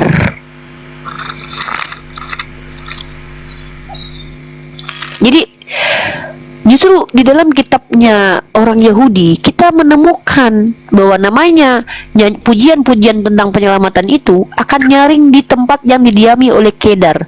Di mana tempat Kedar sekarang? Arab Saudi. Bani Kedar. Tuhan keluar berperang. Tuhan keluar berperang seperti pahlawan. Siapa nabi yang berperang? Seperti orang perang, ia membangkitkan semangatnya untuk bertempur. Siapa nabi yang berperang? Yeshua tidak berperang, adikku. Daud. Ia bertempik sorak. Ia memekik Muhammad terhadap yang musuh-musuhnya. Yes. Iya, Muhammad Jadi- berperang untuk ini. Iya, jadi Uni tidak, lagi-lagi Uni mengajak berpikir. Silakan nanti pelajari Sirah Nabawiyah, pelajari kitabnya orang Yahudi. Bahkan orang Yahudi seperti Rabi Sadia Gaon pun mulai menerjemahkan nama Tuhan dari kata Yud Heh Vav itu menjadi Allah. Kenapa? Ya karena tentu mereka sebenarnya tuh ingkar, dekku. Mereka tuh Allah sudah melaknat mereka dari lisannya Nabi Daud. Mereka sudah tolak Nabi Daud, mereka tolak Nabi Musa, mereka khianati Nabi Daud, khianati Nabi. Mereka tuh, walaupun mereka tahu kebenarannya, dek, justru kenapa mereka dikatakan kafir? Karena mereka tahu mana yang benar tapi mereka tolak. Jadi kalau orang yang dikatakan kafir itu adalah orang yang tahu kebenaran tapi dia tolak. Tapi kalau orang nggak tahu kebenaran, dek, dia masih belum bisa dikatakan kafir. Dia masih dikatakan sebagai orang yang ahlul fatrah. Tapi kalau sudah sampai kepadanya pengetahuan dan dia tidak bisa bantah dengan rasionalnya, tidak bisa bantah dengan akalnya, tidak mampu membantah dalil yang ada, maka dia tetap menolak. Maka dia dikatakan sebagai kaum kafir atau kufar. Maka orang seperti ini dalam Al-Quran surah Al-Baqarah ayat ke-6 dikatakan Bismillahirrahmanirrahim, Innal ladzina kafaru sawa'un alaihim a'anzartahum am lam tunzirhum la yu'minun. Sama saja bagi mereka, mau diberi petunjuk atau tidak, mereka tidak akan beriman. Siapa mereka? Edis TV, RK. Berapa tahun mereka berdiskusi dengan kami, Arom? Edis TV itu bulan-bulanan saya dulu, dek. tapi Saya dia bukan nggak- orang yang nggak memang kenal dia. gitu. Ya intinya Uni ceritakan pengalaman Uni selama 6 tahun diskusi ya. Semakin kesini para apologet Kristiani semakin menampakkan kebenciannya terhadap agama Islam. Bagaimana kemudian penghujatan semakin Mereka jadi belum artinya baca mungkin Uni. tertutup. Nah itu jadi harapan Uni adalah Aaron Uni mungkin ini saja yang mungkin Uni bisa sampaikan. Nanti next time kita angkat tema lagi. Uni berharap kita bahas tentang kitab suci saja. Kenapa ini yang fundamental? Baru nanti kita bahas tentang esensi kenabian. Nanti kalau Aaron ingin mengimbangi, misalnya bacalah di dua literasi ini supaya Uni juga dapat ilmu dari Aaron. Nah, karena Uni juga harus istirahat. Tadi Uni cuma janji sebenarnya Oke. cuma 1 jam atau 30 menit. Siap ya, thank you. Ini thank you. sudah Besok Ya, saya sehat-sehat ini- selalu. Saya mampir dulu ke Ramit besok. Iya. Buat bacaan ya. Iya, sehat Jadi kalau selalu. saya Yang naik penting udah terus punya belajar ya. bacaan. Oke siap Uni. Thank you Uni. Iya, di dalam Islam itu, Dek, di dalam Islam itu kamu dapat apa yang kamu cari. Kalau kamu tidak cari, kamu udah dapat. Kalau kamu cari, kamu akan diberikan oleh Allah. Ibarat Uni pernah mengumpamakan ilmu itu atau hidayah itu sama seperti kamu kalau punya kalung mutiara. Kalau kamu potong satu saja ujungnya di bawah, dia akan mengucur deras. Hidayah itu akan mengucur deras. Artinya terbuka sedikit saja, itu langsung masuk ke dalam kalbu. Tapi ya kembali lagi, kamu yang berhak menerima dan menolak. Makanya dikatakan para mu'alaf itu adalah orang-orang yang hatinya dilembutkan oleh Allah menerima hidayah. Wallahu a'lam bishawab. Doa saya semoga Allah mudahkan kamu dalam proses meletakkan kamu di jalan yang benar, diberikan hidayah oleh Allah, dimudahkan dalam proses menemukan apa yang kamu ingin tahu. Ya, kamu yang akan membuktikan dirimu ingin tahu atau bagaimana itu hanya kamu. Ini tidak punya kapasitas dan tidak berhak. Mungkin seperti itu aja Aaron, tetaplah belajar. Mohon maaf kalau ada diksi-diksi Uni yang mungkin salah, aman, menyinggung aman. perasaan kamu. Uni minta maaf dengan keterbatasan Thank you, Uni. thank you. Semoga Uni semakin diperbaiki lagi ke depan. Ya, begitu juga dengan yang lainnya ya. Thank Oh you, ya, Uni. mungkin untuk closing statement. Pertama, terima kasih buat Arom telah diskusi, dan mungkin bukan diskusi sih, lebih banyak Uni lebih banyak bicara daripada Aron. Kalau diskusi itu dua arah, lebih mungkin Uni memaparkan, merepresentasikan apa yang Uni sudah pelajari dan hasil dari pertanyaan Arom. Teman-teman, terima kasih buat kontributor Mesia. Alhamdulillah hari ini kita telah menyalurkan uang tunjangan wifi ke beberapa akun teman-teman ya, hasil dari kerjasama kita bersama, pengumpulan dana kita bersama untuk para apologet, dimana alhamdulillah saya akan bacakan teman-teman. Hari ini telah kita kirimkan transfer tunjangan uang wifi untuk para komal yang dan para apologet. Pertama, komal Bang Faruk, Kata Bible, Gregorius, Endang Surendol alias Yonatan Nandar, kemudian Bang Palopo, Pastor Loading, Ustadz Yusuf PI belum ditransfer karena baru dapat rekening barusan. Kakak Roshifa sudah ditransfer, Kucang Onyot belum dapat nomor rekening, dan Madu Kuba. Next time insya Allah kita masih perhatikan beberapa komal yang akan kita jadikan penerima tunjangan, kita mapankan di 20 komal. Setelah itu kita lanjut program untuk menambahkan ilmu pengetahuan kepada para apologet. Insya Allah sudah ada donatur atau kontributor kita yang siap. Mungkin kita akan tes ombak dulu untuk mendapatkan dokumen dari Goldian masuk di ranah akademik, mengambil jurusan mungkin S1 atau S2, dan semesternya kita akan kita akan cover uang semesternya ya. Dan itu dari Mesia yang akan atur per semesternya. Kemudian untuk pembiayaan uang bahasa Inggris Yonatan Nandar dan Pastor Loading, dan uang pembiayaan bahasa Arab Bang Faruk dan saya. Berharapnya kita para apologet ini semakin berjalannya waktu, semakin bertambah ilmu mereka, semakin bagus finansial mereka, sehingga mereka bukan lagi orang yang berdakwah itu memikirkan perutnya karena lapar, berdakwah itu berharap koin karena mereka butuh uang. Jadi mereka betul-betul pure karena Allah. Dan saya berharap dengan adanya uang yang sedikit ini, mereka semakin bersyukur kepada Allah, sehingga ketika mereka bersyukur kepada Allah, bayangkan antum semua yang berbagi di mesia.org ini namanya dibawa karena gara-gara antum mereka bersyukur kepada Allah. Dan uang yang terkumpul ini kita bisa lihat di mesia.org, saldonya berapa, uangnya kemana, dan uang ini hanya dipakai untuk apologet, bukan para mu'alaf, karena mu'alaf sudah ada yang mengcover, kita hanya mengcover para apologet. Kita punya program bulanan pemberian tunjangan wifi dan tunjangan makan para apologet dan tunjangan pendidikan, dan kita juga punya program tahunan yaitu Apologet Award di tahun 2026 nanti. Dan alhamdulillah per tanggal 24 terkumpul 10 juta lebih uang dan sudah kita salurkan sekitar 2 juta, saya sebutkan dulu ya. Sudah kita salurkan sekitar 2.800.000 ya, dan insya Allah untuk budget ini sekitar 370 ribuan, masih sisa sekitar 6 jutaan ya, 5 jutaan lebih yang bisa mengcover 2 bulan lagi ke depan insya Allah. Dan sepanjang bulan ini kita juga terus akan mengumpulkan dari kontributor supaya kita tetap menyimpan ada dompet para mualaf, dan ini bukan lembaga ya, ini adalah program independen tanpa diintervensi oleh pihak manapun, murni saya dan teman-teman tim bertanggung jawab. Jadi kalau ada apa-apa dengan uangnya ya saya yang dicari ya Bang Wan ya, jadi kalau hilang saya ya, bawa duit Mesia tuh saya yang cari, nanti dicari Bang Wan nanti gitu. Oke, teman-teman yang di YouTube ya, tadi saya melivekan diskusi kita di YouTube supaya jadi pembelajaran buat teman-teman, karena memang saya kalau diskusi itu harus dokumentasi. Saya tidak mau bicara nanti dipotong-potong lalu dijadikan sebagai alat untuk menyerang saya secara pribadi dalam ranah hukum. Saya mendokumentasi, dan dokumentasi di YouTube ini juga berpotensi menghasilkan cuan teman-teman, yang mana cuannya sendiri mengalir di Mesia untuk dibagikan kepada para apologet ya. Jadi uang AdSense YouTube Rifa MOW dan Mesia X Unirifa sebelum Unirifa dihalalkan punya dinafkahi ya, itu akan berbagi dengan Unirifa ya, dengan teman-teman apologet akan masuk menjadi uang Mesia. Tapi kalau nanti Unirifa sudah dinafkahi ya bisa jadi semuanya insya Allah untuk para apologet, pemberdayaan para apologet insya Allah ya. Makanya doakan aku cepat-cepat dinafkahi biar semua duitnya langsung ya ke Mesia gitu ya. Jadi teman-teman yang di YouTube yang di YouTube ya, apa kok Mika cemburu sekali si Mika ini. Oke, di YouTube kita close dulu ya. Mungkin Mika ada yang disampaikan dengan Bang Wan, Bang Ben dan Irma mungkin kepada Arom. Cuma saya mau memastikan lagi, tadi banyak typingan yang di bawah, tolong tanyakan sama Bang Arom katanya. Aku pengen dengar jawaban Bang Arom, apakah sekarang bagi Bang Arom itu Yesus itu Tuhan atau bukan? Bukanlah, bukan. Mantap. Ya, terima kasih, biar jelas ya, udah tahu ya teman-teman ya.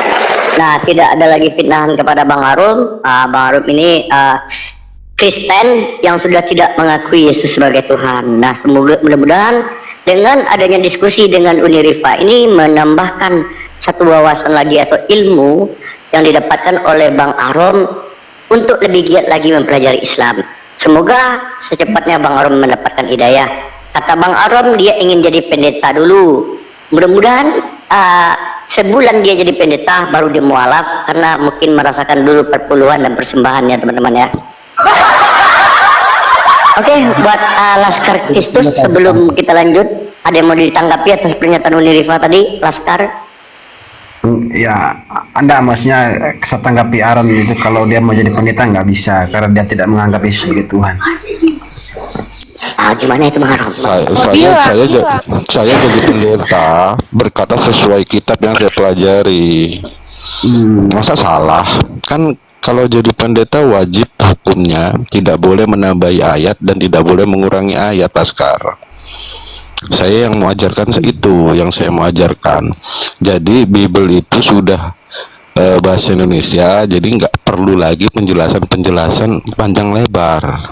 Jadi kalau nyampaikan firman di hari Minggu itu nanti saya sampaikan bukan 2 ayat 3 ayat, Laskar, tapi 2 perikop 3 perikop saya sampaikan nanti biar kau puas. Tenang aja kau, tunggu aku di gerejamu. Baca makanya lebih banyak lagi baca. Laskar jadi biksu saja, Laskar. Nah, maksudnya Bang Aron ini lebih pintar lagi membaca Alkitab sampai habis. Oke, berarti kau bisa baca Alkitab. Kenapa? Kau paham Alkitab. Biarin ku tanya satu aja sama dia tadi. Lanjut Bang. Kalau kau bilang aku nggak bisa baca firman Tuhan, berarti aku nggak percaya firman Tuhan maksudmu kan? Aku justru percaya kali sama firman Tuhan. Kau buka itu di kitabmu perkataan Yesus, apa yang mau kau bantah? Yohanes 17 ayat 3 yang sering dibawa dengan umat muslim itu memang ada di Alkitab. Buka samamu, Yohanes 17 ayat 3. Nggak perlu kau penjelasan samaku, kau baca, kau pelototin itu. Ada beberapa oknum di situ, dan siapa Tuhan yang harus dikenal, dan siapa yang diutus itu yang harus dikenal. Kau baca itu, Laskar. Aku mau tahu, mau dengar bacaanmu tentang Alkitab. Bagus nggak suaramu? Dia aja nggak hafal.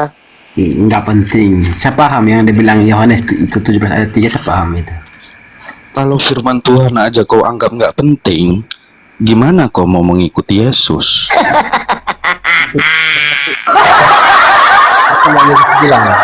Seperti yang Yesus bilang, yang seperti yang kau pernah baca adalah kita mengatakan begini, membuangkan mutiara kepada anjing. Nah itu sudah firman Tuhan yang kan tidak ada gunanya. Salah, ayatnya salah itu. Itu sudah Pak. Itu dulu PR-mu. Itu kan firman Tuhan. Itu firman Tuhan, Laskar. Itu firman Tuhan, karena Yesus itu berkehendak bukan atas dirinya sendiri, tapi kehendak Bapa di surga. Jadi yang apapun yang dia katakan, berarti itu keinginan Bapa untuk disampaikan kepada muridnya Yesus. Jadi Yesus menyampaikan sesuai kehendak Bapa di surga. Yohanes 17 ayat 3 itu adalah kehendak Bapa yang ingin ajarannya disampaikan oleh Yesus kepada muridnya. Kalau kau aja nggak bisa baca ayat itu, ya berarti kau nggak kenal firman Tuhan. Karena Anda kurang baca, jadi pahami sepotong-sepotong yang begitu. Saya lagi kurang baca. Coba bacaanmu bagus enggak? Baca dulu itu. Malas saya mau omong debat masalah ini. Percuma. Ya udah di bawah aja ya. Kalau nggak mau diskusi, kita berdiskusi di sini. Ya Laskar di bawah aja nih, banyak Kristen yang mau naik nih. Ya boleh, nggak apa-apa. Saya turun juga boleh, nggak apa-apa. Ya coba turun sendiri, bisa nggak? Bisa. Kenapa Coba nggak bisa? turun. Uni Rifah, makasih banyak ya. Selamat beristirahat. Thank you. Ini penjelasannya. Nanti tentang literasi Ismail mungkin saya akan baca lagi lebih banyak detailnya. Oke, kita sapa dulu Bang Arum ya, tamu. Erik.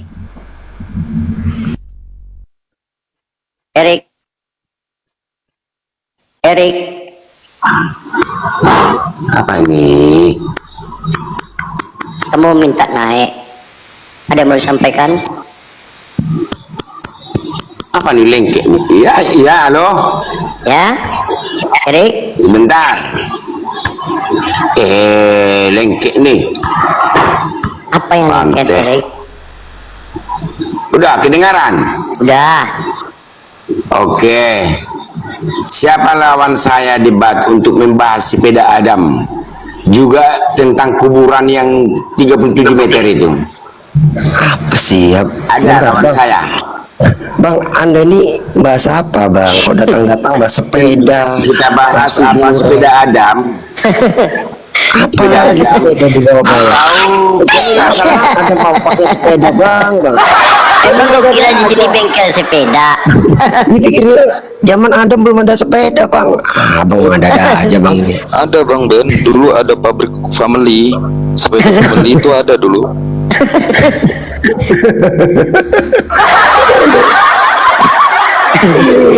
Dikiranya bengkel sepeda kali di sini. Kalau mau tambal ban jangan di sini, Erik. Erik nggak juga sadar-sadar. Nggak loh. Nggak loh. Nggak loh.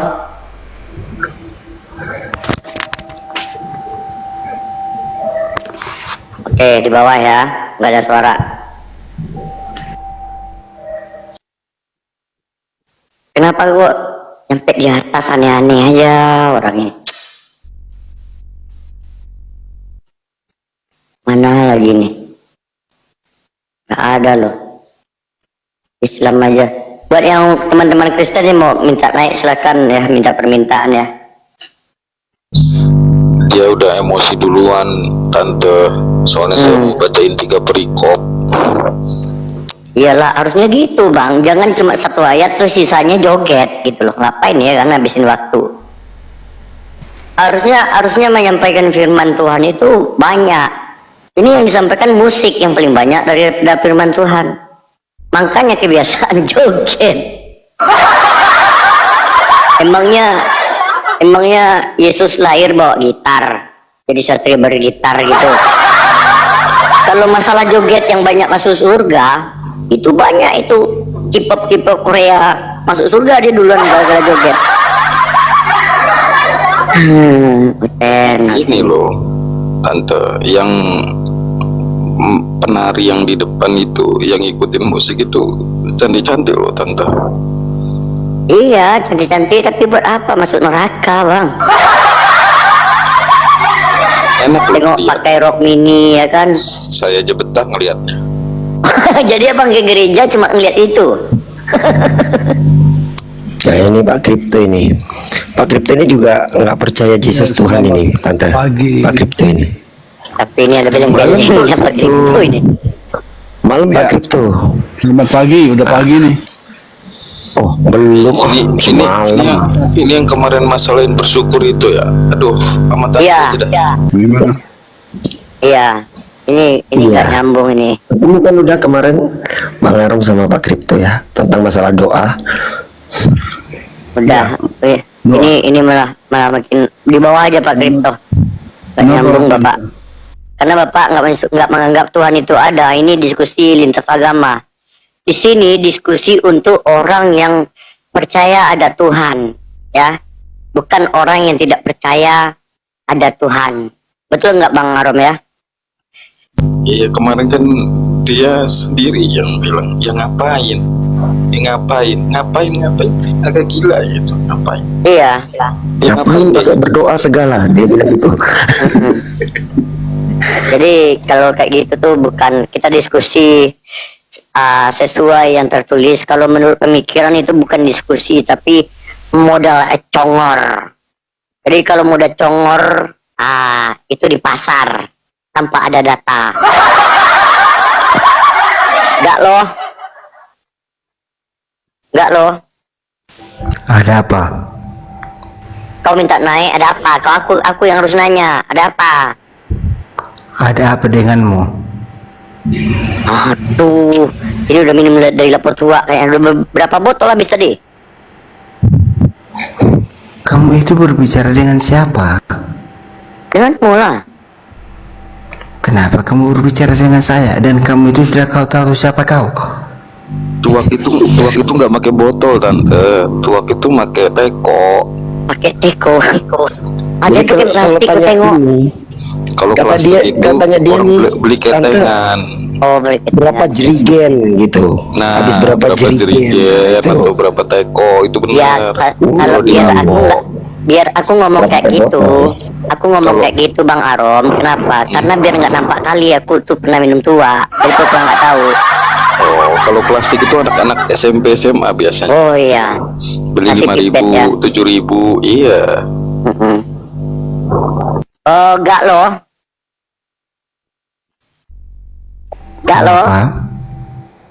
Manusia Kenapa? bukan? Apa? Tadi nantang di bawah. Ku tantang kau, siapa kau? Oke. Kamu bertanya apa? Ku tanya dulu sama Muhammad itu udah paling hebat dalam hidupmu. Udah, bahkan diakui oleh dunia tokoh berpengaruh nomor 1. Yesus nomor 3. Tokoh berpengaruh nomor 1 di mana pengaruh nomor satunya? Iya. Nabi Muhammad hanya rasul, hanya manusia bisa Di mengislamkan mana kau seluruh katakan Nabi Muhammad hanya rasul? Dengar. Mau dengar. Nabi Muhammad hanya diutus sebagai manusia biasa mengislamkan seluruh penduduk Arab. Nah, ini ada Nabi Muhammad itu Tuhan. terbuat dari sek. Nabi Muhammad itu terbuat dari sek. Yesus kau, Paulus kau, mama kau, nenek kau dari mana? Kau dibuat dari gesek kulit? Hah? Mama kau dibuat dari gesek-gesek kulitnya, batang hidungnya. Nenek kau dibuat dari apa? kenapa diturunin? Saya baru mau bilang keluarga dia dari Barges. Tahu Barges? Dari Barges keluarga lo. Iya. Gesek. Barang gesek. Iya. Bahkan kau itu ya, dari tempelan di luar, hamil mamamu, ya, tak nyampe masuk. Nah, kau itu Itu nampaknya baru nempel. terus.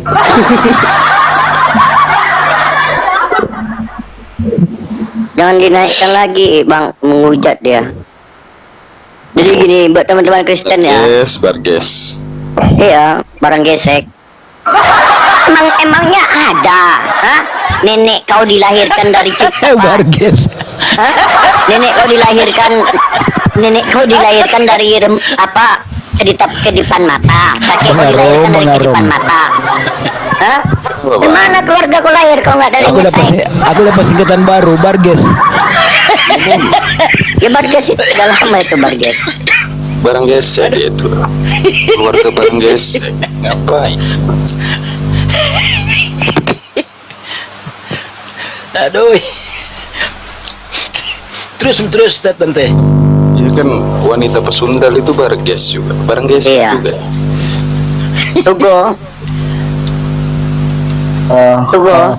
Ya alhamdulillah host, makasih udah dinaikkan. Perjuangan cukup keras untuk naik ke atas host, berkali-kali saya typing. Ini saya mau ngomong sama Bang Arom. Tadi kan saya nyimak terus ketika tadi Tante Nika mengatakan beli apa ya?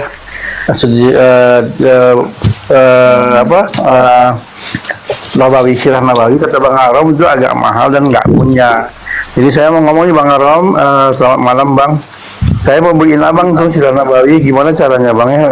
Ke tempat abang sih saya melalui Shopee atau apa? DM aja, saling DM aja nanti sama Bang Arom. Gak usah bang, saya nggak mau Kalau merepotkan mau orang belikan hidup Bang saya. Arom, Saya Ya apa Bang? nggak usah. Karena kan ini ilmu Bang, jadi sedekah jariah juga buat saya. Ya nggak usah bang. Saya orang yang paling nggak mau merepotkan orang lain bang. Jadi saya masih mampu, saya punya gaji, saya kerja, bahkan saya ya bisa lah sendiri. Tapi makasih banyak penawarannya, karena itu rezeki buat saya harusnya. Tapi saya memang orang yang berilmu, tapi mau cari sendiri, gitu loh bang. Oke Bang, ya udah Bang. Mudah-mudahan Oke, nanti bisa Bang miliki ya Bang ya. Karena itu penting untuk jadi narasumber Bang.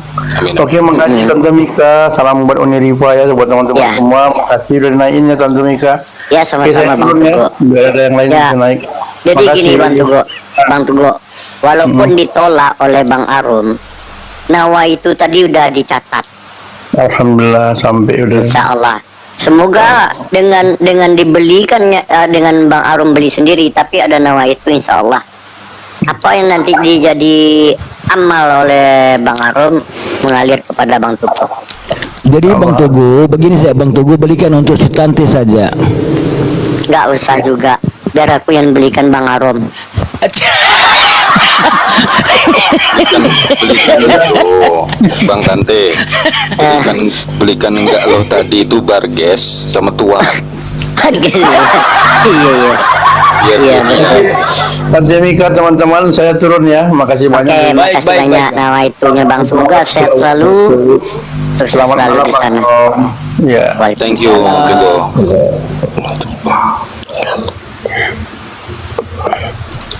Ya, alhamdulillah ya, ternyata banyak saudara-saudari kita yang ingin mensupport Bang Arum ya. Semoga dilembutkan hatinya Bang Arum. Mau jadi pendeta dulu sebulan katanya. Belum ya saya ini. Iya. Ada yang tapi belum lembut kali Bang. Coba Bang bilang I love you Bang ke dulu, pasti lembut. Enjoy Discord. Suaranya tante juga begitu, cempreng. tapi demen loh orang di bawah mendengarnya Bang. Yang di bawah demen kali loh dengar suaraku. Enggak lo tapping, katanya aku lawan yang punya kuasa. Ya udah lawan Barges itulah punya kuasa, kau Iya. goyangnya sana. Enjoy.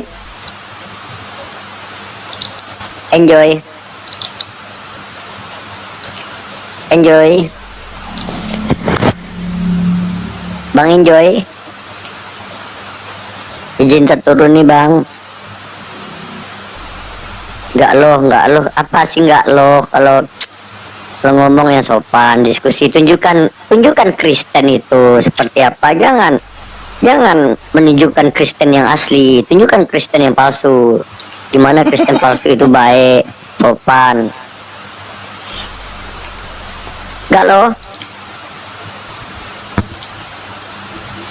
Yang mentuhankan Yesus maksudnya ya, bukan Bang Arom ya, yang mentuhankan Yesus. Nanti salah sangka Bang Arom.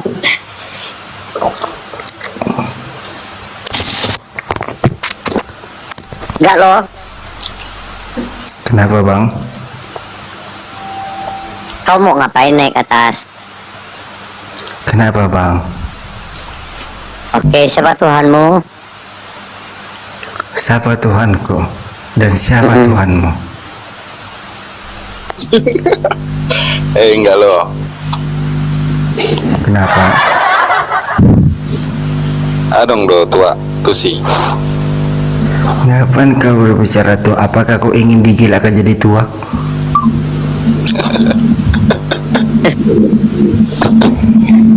Kamu mau diskusi atau mau ngapain? Mau ngamuk-ngamuk di sini? Enggak loh. Kamu ingin mau apa kau di sini? Oke, coba bacakan Yohanes 17 nomor 3. Yohanes, ngapain kau bacakan Yohanes? Apa kau sudah mendalami tentang Yohanes? Dia sama kayak kripto dia bang. Oh iya. Udah Ini lebih parah. Ini udah lama. Namanya dulu siapa sih? Pakai akun siapa gitu? Udah lama. Kayak gini memang. Dari dulu gini. Di banyak koma kayak gini memang penyakitnya. Oke, ku tanya dulu sama ini kalian yang penyakit punya ini. Tuhan. Siapa yang kalian melihat Tuhan di saat ini? Longor, kau lihat otakmu aja nggak bisa ngeliat Tuhan. Kau bisa rupanya lihat angin yang kau hirup itu. Tunjukkan angin itu yang Kalau kau hirup. kalian melihat Tuhan di saat kalian, tunjukkan Tuhan kalian itu di depan mataku. Tunjukkan angin yang kau hirup dari hidungmu itu samaku. Itu pertanyaannya sama dengan gini loh, Galo. Kalau Galo bilang karena Tuhan nggak bisa dilihat terus nggak ada. Saya tanya, Galo punya akal nggak, Galo? Lalu kau punya akal juga? Aduh jauh itu kalau akal. Bang Ben, Iya. Bang Ben jangan ngomong akal. Dia kan nggak pakai akal, jangan. Ya, Dia makanya dia nafas ini bisa loh. ngaku. Lalu kamu sudah pakai akal? Dia nafas itu loh. Di mana Nafas hari akalmu ini. sekarang? Kau sekarang nafas kau. Siapa Kau sekarang akalmu nafas nggak? sekarang? Kau Kau punya sekarang akal nafas akal baik Kau atau akal sekarang jahat? nafas nggak? Kau sekarang nafas nggak? Kau Apa sekarang kau? nafas nggak? Kau sekarang nafas Siapa nggak? kau? Kau sekarang nafas nggak? Apa kau sudah paling hebat kau dalam agama ini? Kau sekarang nafas nggak? Kita lagi nggak ngomongin agama ini. Kita ngomongin nafas. Kau nafas nggak? Aku punya napas. Coba tunjukin nafasmu itu. Ada bentuknya? Apa yang kita tunjukkan? Ada bentuknya enggak? Kok apa yang kita tunjukkan? Karena adalah bentuknya, makanya orang manusia tidak percaya dengan bentuknya. Agak lain ini. karena ada bentuk. Coba ya aku ulang nih. Karena ada bentuknya, maka orang tidak percaya dengan bentuknya. Percaya dengan bentuknya. Sejak kapan nafas itu berbentuk? Enggak loh. Kau belajar dari mana nafas Sejak itu kapan berbentuk? napas itu tidak berbentuk? Apa